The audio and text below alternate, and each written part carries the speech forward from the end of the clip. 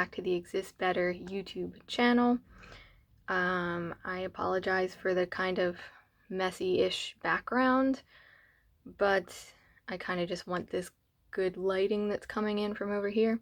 Everything I want to say in this video just falls under the idea of self-empowerment and how that literally happens on a granular, day-to-day, taking actions level. This is going to be another sort of like a story time video where I talk about things that I have experienced and how they, seemingly negative things that I've experienced, that served as really massive breakthroughs and eye-opening moments where I actually understood for the first time, like, oh my gosh, that's what self-empower looks like on a literal day-to-day, this is how I live level. So in the next couple of weeks, it's currently half finished, but it's going to be the first course in the School of Self program. So the School of Self, I have a preview on this YouTube channel if you want to check that out. I'll put it in the description. But the gist of it is just that it is a school where there are different courses, and all of them are little aspects of either doing your shadow work, integration work, you developing self-awareness, you moving towards self-empowerment, all this self-oriented stuff. So I'm putting it all in one school. The first course, which is why I'm making this video, the first course is going to be about resolving enmeshment trauma. Now, most people don't know about enmeshment. It's not a word that you hear thrown around too often. But essentially it goes hand in hand with codependence. So if you know what codependence is, that is essentially what we'll be talking about in the course. And codependence and enmeshment, they are sort of problems that are extremely underrated. People think, I get this sense that like a lot of mainstream psychologists think that these are like rare problems. Like occasionally people will have these problems only in really severe situations, and that has not been my experience at all. My experience just being out in the world has been that codependence is a massive epidemic problem, and people just kind of assume that they're acting on their own free will when they almost never are. I know that because I lived that life pretty much the entirety of my life. Up until the last few years, I've been like pulling off the layers of it. So that's what I'm going to talk about in this video. By no means am I completely out of the woods. Like, I have no issues with it whatsoever, but I am light years from where I was just 2 years ago, 4 years, 5 years ago. And it all started with me doing shadow work on a regular basis. You probably know a little bit about codependence. It's really just when you're engaged in these repetitive relationship patterns where it's sort of like people pleasing. It goes hand in hand with all of that, where you're basically just, linked to other people in ways where you're not really an autonomous individual. It's like you're leaning on people, or they're leaning on you, or usually both. And then when I say enmeshment, it generally, we're talking about the same issues here. We're talking about people being too close, and there's too few boundaries, and so it's an unhealthy closeness. I like to say that enmeshment trauma is sort of like the opposite of abandonment trauma. And again, it's something I go into really, really, really in depth in the course, but I'll just leave it at that for now. The other big thing that that's relevant to this story is anger and empowerment. And the reason I chose to talk about this now, these things happened to me years ago, but it is so relevant now because people are trying to figure out how to move through anger. Or, a lot of people think that anger is kind of just like the answer, like they just need to stay in their anger. In Dr. David Hawkins' scale of consciousness, he has anger at a very specific point in the journey of becoming conscious. So he has an actual chart of emotions So without going too into detail here, because this is a really in-depth subject, there are people who haven't gotten angry yet. They feel worse than angry. So they feel ashamed, they feel guilty, they feel apathetic, they are in grief, aka probably depression, or they are in fear, aka anxiety mode 24/7, or they are in desire, which is sort of like a craving addiction state. Now, once you start to come out of all those phases, that takes a very long time. It's not like an overnight thing, it could take you years to get through all of those things. But once you do, you will start to notice that if you're healthy, if you're really doing this, you're going to start to feel angry more often. The problem people are having is that, well, first of all, they haven't moved through any of that lower stuff. So they're trying to jump to anger because anger feels more empowering. So the problem is they're going to just keep bouncing between anger and all of that lower pain that feels worse. So anger is like an escape for many people. Now let's say you're a little bit more on the ball. Maybe you've been doing your shadow work, doing your personal integration work. And again, I stress, on a regular basis. Then your anger might be arising not because you're running from lower emotions, but because it's the next step in your process toward empowerment. You have to pass through anger, on this scale of consciousness. You have to pass through it.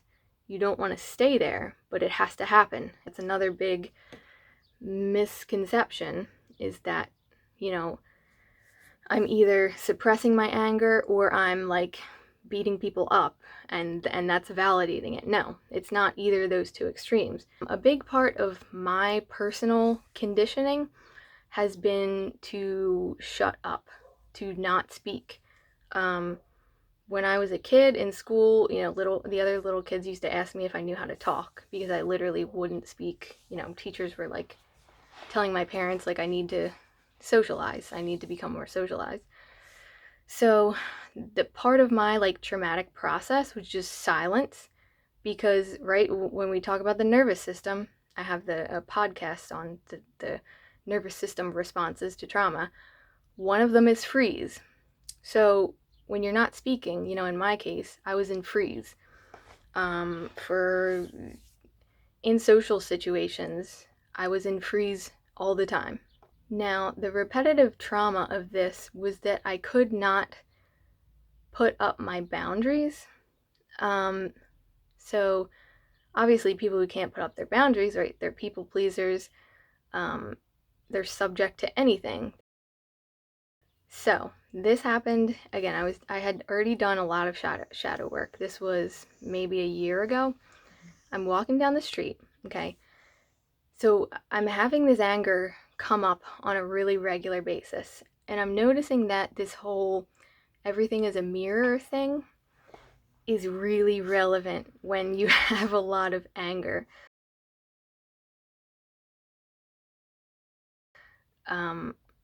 Like I would have so much anger and I would leave my house, and I kid you not, I would always bump into someone else who was extremely angry. And sometimes it was subconscious, sometimes it was this like boiling frustration that I wasn't really in touch with. So, okay, finally, getting to the story. I'm walking down the street. I'm walking my dog in the morning, as usual. Some young man, probably a teenager, I'm guessing, passes me on the street. And I'm not paying attention, I'm not looking at him or anything. But he mumbles something that I don't hear. And I would have ignored it. It wouldn't have even registered with me what was happening.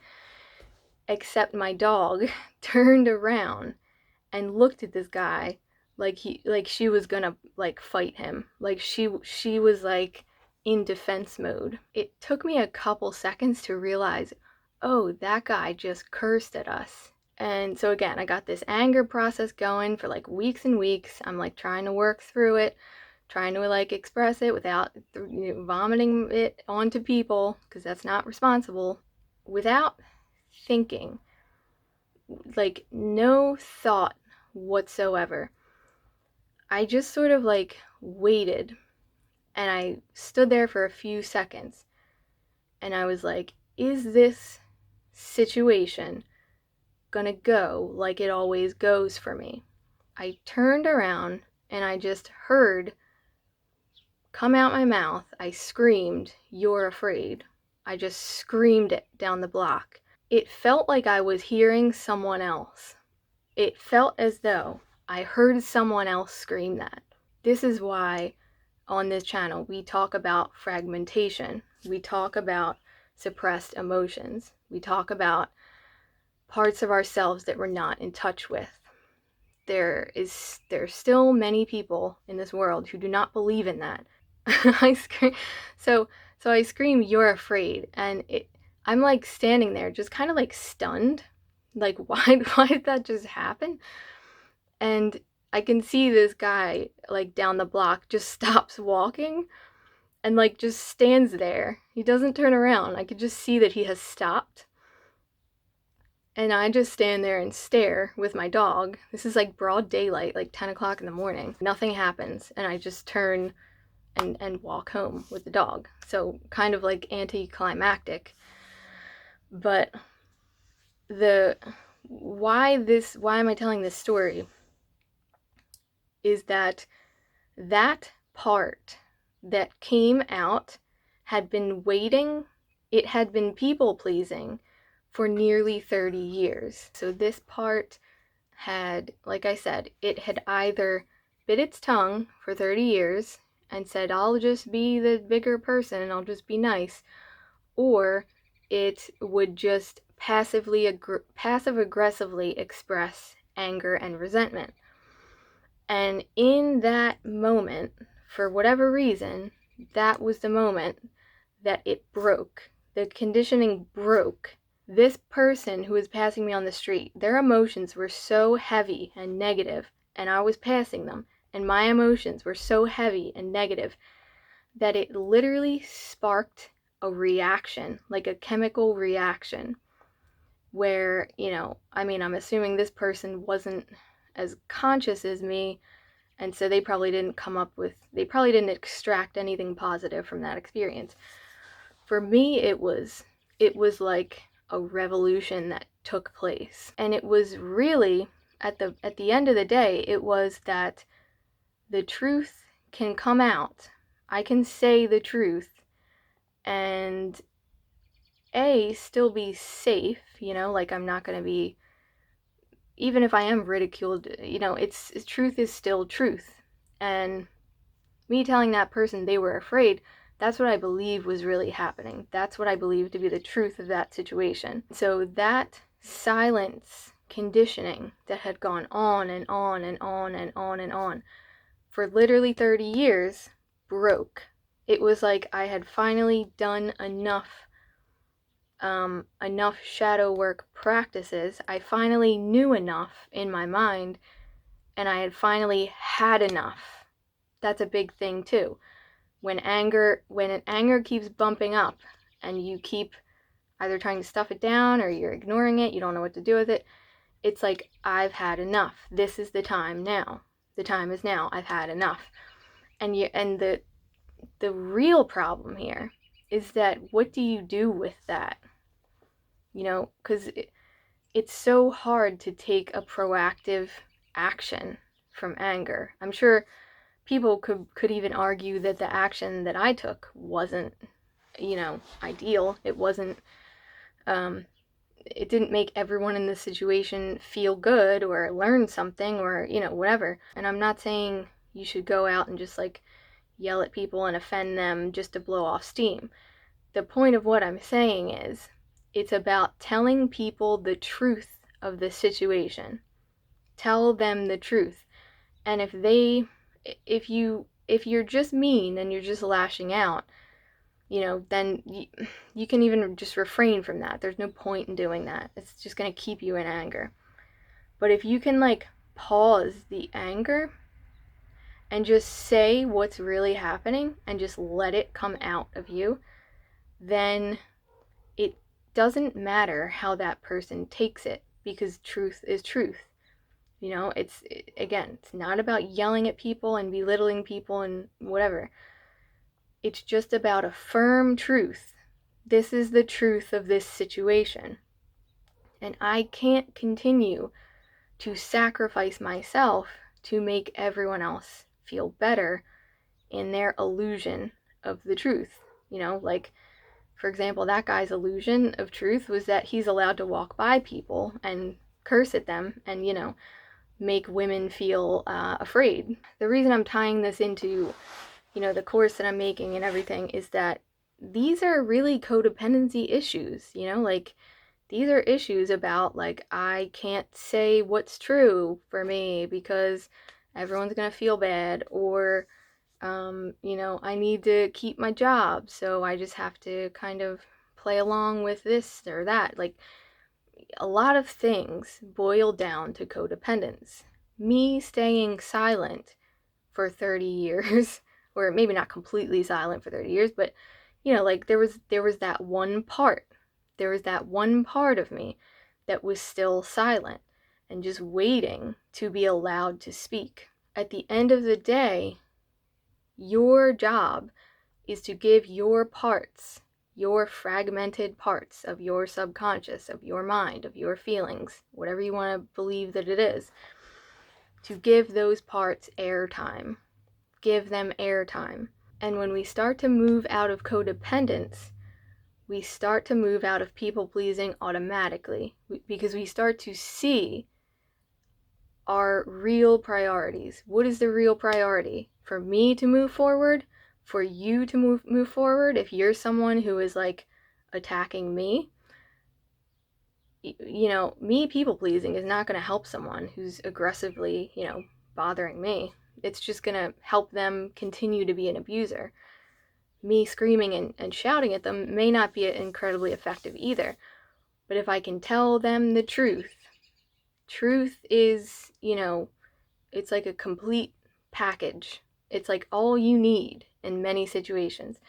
And so as we move out of codependency and enmeshment, being too closely linked to other people's expectations, or too closely linked to our fear of just being different in public, saying something out of the ordinary in public, when we start to take those shackles off, that's when we take the shackles of codependency off.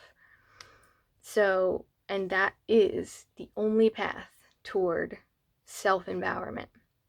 So if you have codependence issues, if you have these enmeshment issues, you're too closely linked to other people, what they think, what they want, what they feel, then you have trauma around enmeshment, and you have trauma around codependency.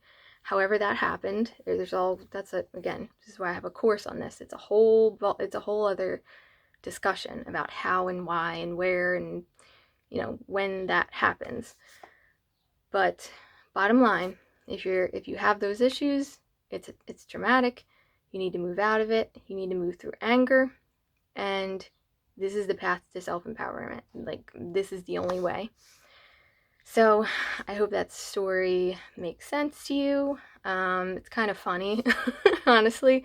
It's kind of like a hilarious, strange thing that happened. It felt like, it kind of just feels ordinary, maybe, like to the listener, but when you're in the experience, you can kind of feel the synchronicity of it, and like, this is happening to me for a reason, So, yeah, and again, that's moving out of victim and into, why am I in this situation? Why does it make sense for me to be here? So that's, again, a whole other thing we could launch into, but I won't do that here because this is already a very, very long video. So I hope that shed some light on these issues of anger, self-empowerment, enmeshment, codependency. Make sure you subscribe on YouTube below. Subscribe to the newsletter, link in the description, and I will see you next time.